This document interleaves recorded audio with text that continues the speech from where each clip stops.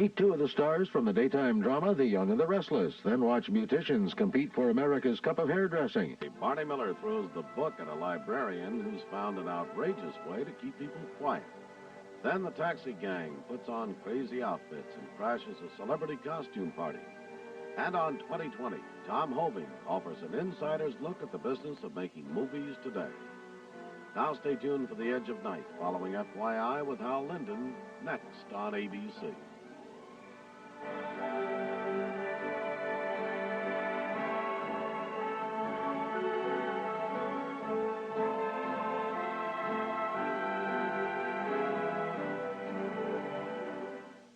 This week at 5 on Eyewitness News.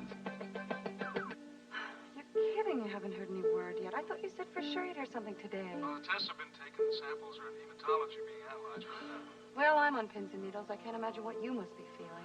Yeah, we've been waiting about a month now. It's come down to the time where we got to get some good results, if we get any at all.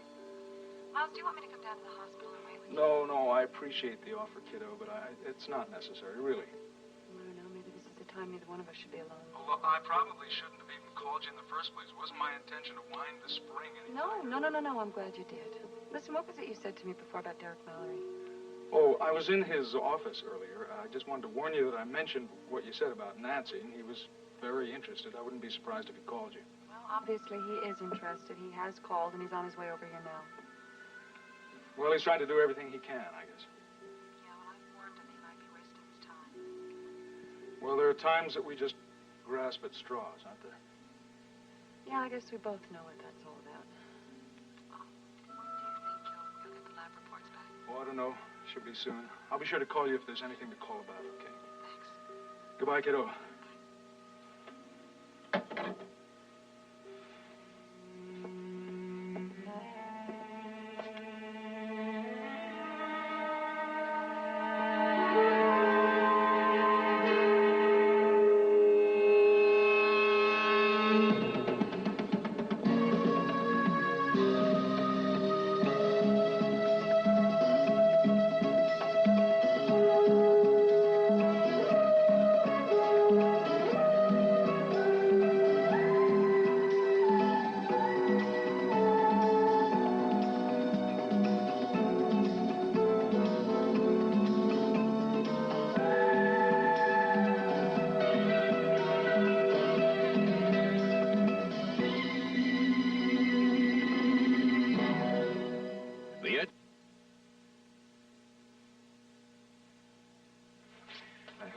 Inconvenienced you by setting up this meeting on such short notice. No, not at all. But if I seem a little distracted, I apologize. It's because my mind is elsewhere.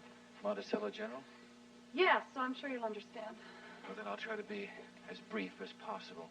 What do you want to know? Miles told me you had a conversation with Nancy Carr just before she left for San Francisco? Yes, I did.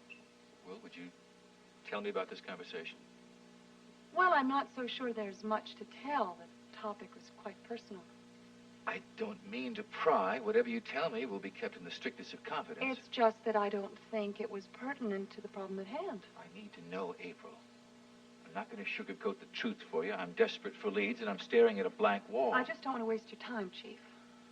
Please. Please let me be the judge of that. What you consider insignificant could turn out to be the one detail I need. All right. Nancy Carr was aware that I was having personal problems involving Emily Michaels. That is what we spoke about. Go on, please. When Draper regained his memory, I thought for sure that Emily Michaels would accept the reality of the situation and quietly fade out of our lives. I gather that hasn't happened. Quite the opposite. She has continued to make her presence quite known to us. I can see where that would be an awkward situation. Yes, rather than back off, she even went ahead and took an apartment in this building just 10 floors below. How does Nancy fit into all of this? Well, she wanted to help. How? Well, she thought that possibly by doing a little investigating, she might learn a little bit more about Emily's motives. Now, I'm sorry, I don't understand. She thought she could learn a little bit more about Emily by asking questions at the hospital, for instance. And that's all? Yeah, well, I warned you it wasn't much. Well, if that was her objective, I don't see how it would relate to her disappearance. Especially since Nancy went ahead and went to San Francisco. Emily Michaels is still in Monticello? Oh, yes, I'm sorry to say. She's probably right downstairs in her little apartment. All right, so I doubt that she would be involved since Nancy didn't disappear until after she arrived in San Francisco. I'm sorry if I sent you down a dead end. Well, that's all right. That's all right. It's worth a shot, and I appreciate your cooperation. I guess I better be going. I don't suppose there's anything you can tell me about the investigation. I wish I could. Things are still going on as before out west, but with the same negative results. Thank you. You're welcome.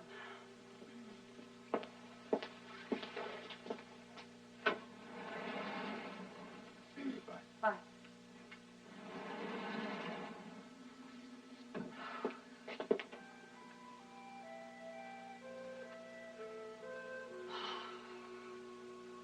I wonder if I should have told him everything.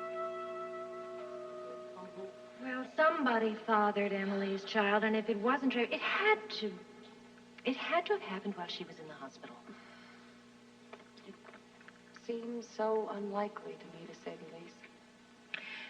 If you don't object, I'm going to ask some questions, see what I can find out. All right?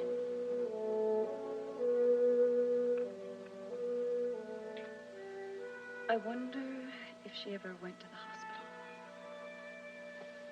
One way to find out.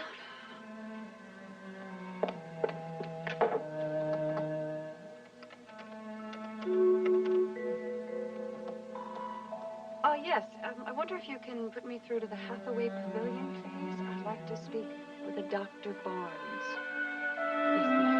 The San Francisco police report that even though the search for Nancy Carr, the Monticello newsperson who disappeared mysteriously 5 days ago, had been widened to cover an area reaching from Sacramento to Monterey, no leads have come to light.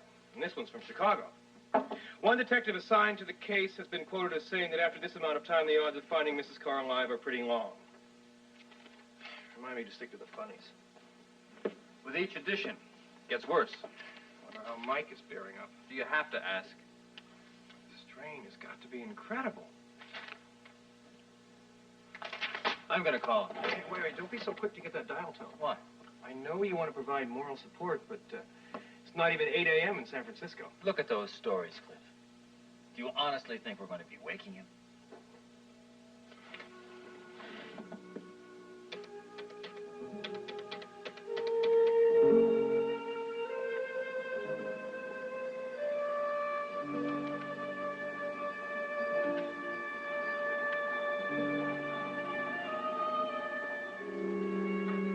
Beautiful day in a beautiful city. The sun is shining. People are on their way to work. All's right with the world. But something is wrong. Very wrong. Oh, God. Nancy. Nancy, where are you?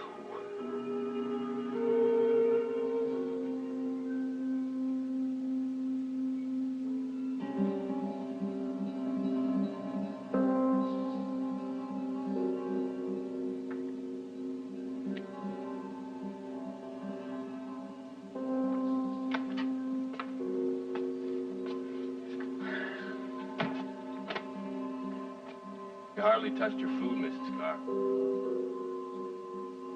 You ought to try it. I mean, the food ain't bad here. For hospital food, if you know what I mean. Yeah. Okay, ham and eggs don't send you. How about I get you some oatmeal tomorrow? How's that? Look, lady, if you're trying to pull a hunger strike or something like that, it won't give you a damn bit of good. We'll feed you intravenously if we... Fine, you don't want to eat, you don't want to eat. Don't do me any favors. It's wrap-up time, Mrs. Carr. Sit up. Oh, no. No. Don't fight with me. Oh, no, I'm not in the mood. Don't do that. Don't. Oh, no.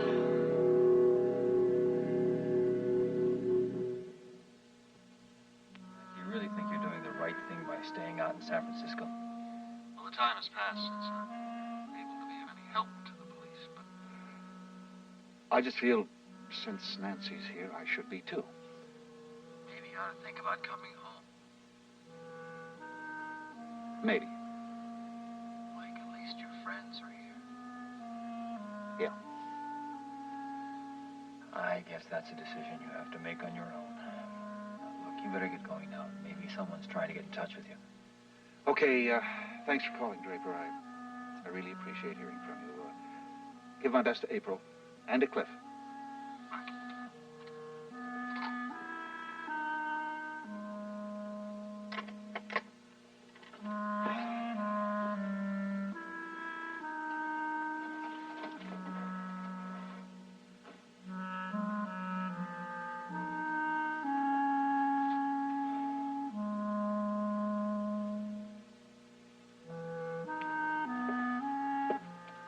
Hello, Draper. Emily. Your receptionist must be out for coffee or something. But the door's open, so What do you want? I just dropped in to say hello. I thought maybe you and I could pop down to a coffee shop and talk for a little while. We have nothing to talk about. Don't be so offish. I didn't come here to bother you. Your coming here bothers me. I just went to see Dr. Jastrow. I thought maybe you would like to know how your baby's doing. I'm really very busy, Emily.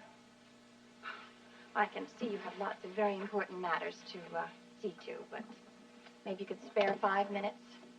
Or don't you care about your baby? All right, Emily. How is he?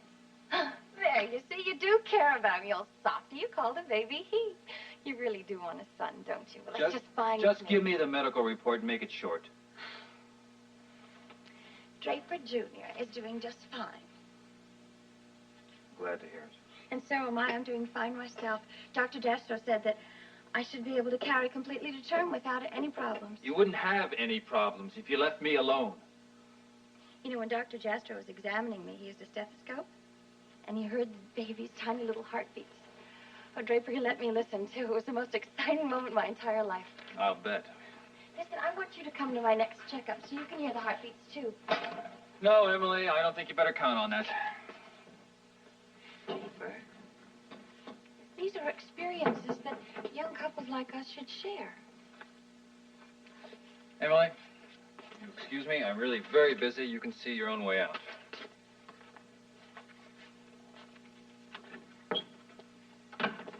Draper, something very important happened today. Aren't you happy for me? For us?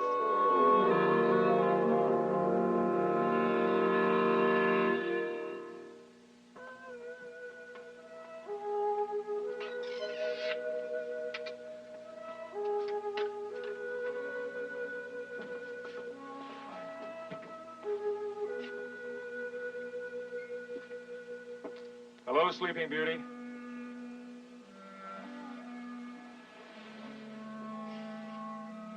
If it isn't Prince Charming, what brings you to these parts, sir? I love you, Nicole. I'm sorry I had to wake you up. Oh, no, it's all right. I was really having a nice dream, though. I was sailing. Blue lake. So beautiful.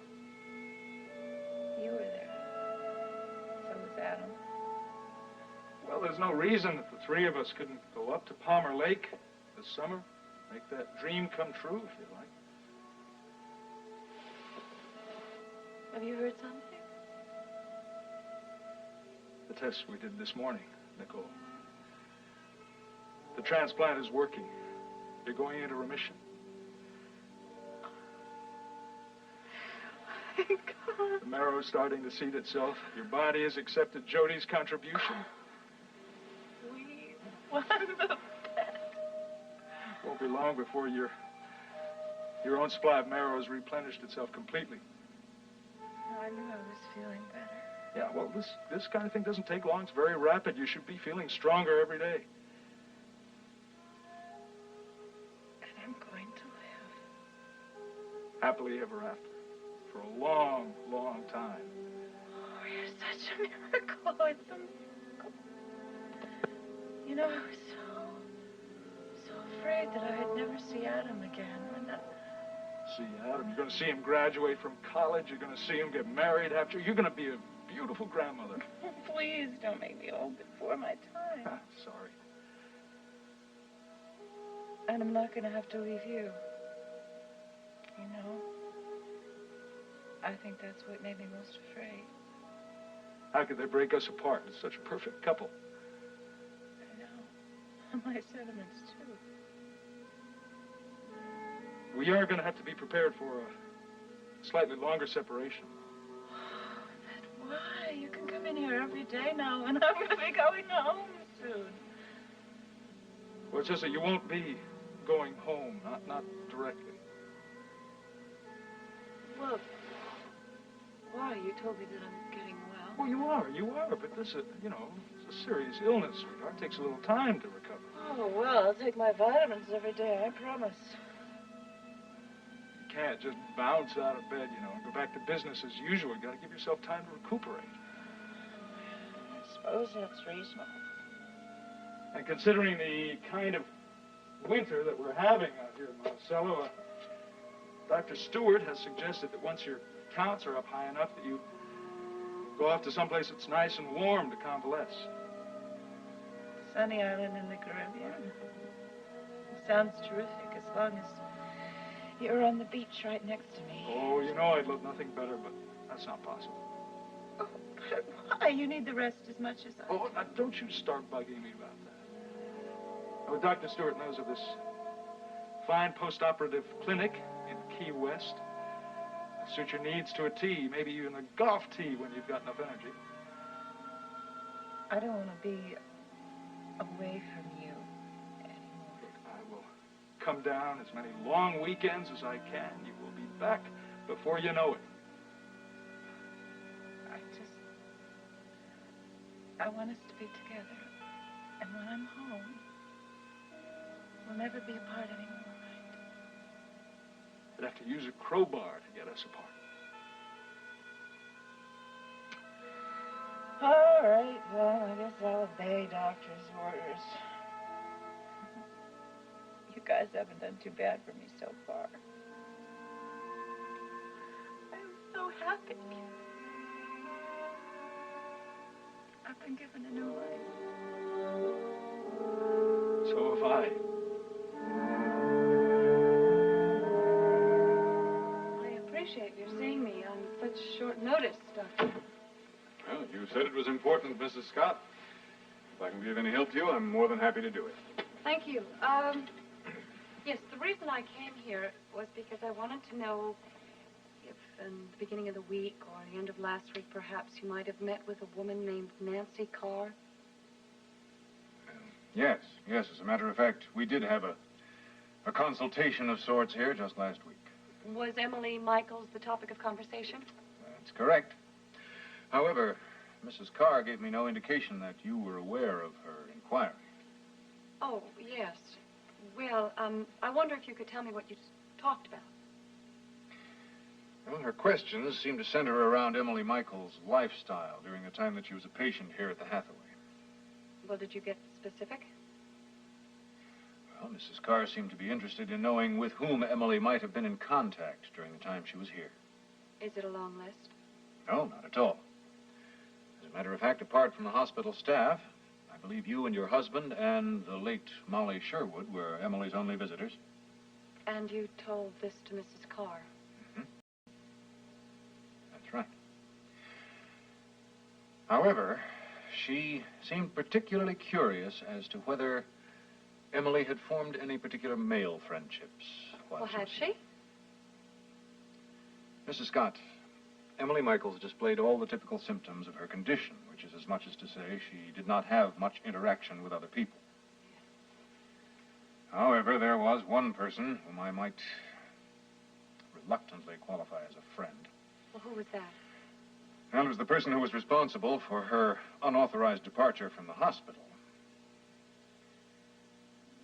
It was an orderly, a man named Sharkey. Did you tell Mrs. Carr this? Yes. Well, did she meet and speak with the man? I have no idea. Well, is it possible for me to meet with... What did you say his name was again? Matthew Sharkey. And I'm sorry, Mrs. Scott, but I can't just call him into the office. As soon as I discovered that he was guilty of collaborating with a patient in an unauthorized departure, I had him fired immediately.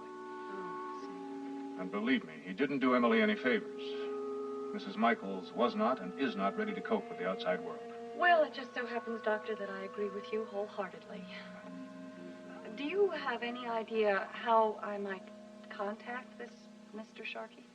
Well, that was Mrs. Carr's question, and I'm afraid I'm going to have to give you the same answer. The best I can do is to provide you with his most recent address.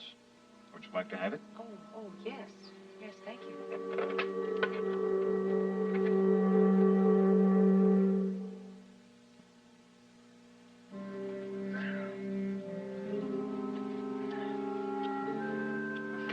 There you go, Mrs. Carr, a work of art. You know, if they ever make another movie about the mummy, you should audition for it. You'd get the part in a second. Make it, Lucy. It's so comfortable. Think pleasant thoughts, Mrs. Carr, and it won't bother you so much. It's hard to breathe. I can't talk. You'll get used to it. Why is it necessary? Yours is not the reason why, Mrs. Carr. We're doing you a favor. We want to keep you nice and safe. I was nice and safe before I came here. These bandages are for your protection, believe me. So, there you are. What do you want? The doctor wants to see you. I'll look after the patient. It's time for my break. The doctor said now, Sharkey. Now, you behave yourself, Mrs. Carr. Because I'll be back to check up on you.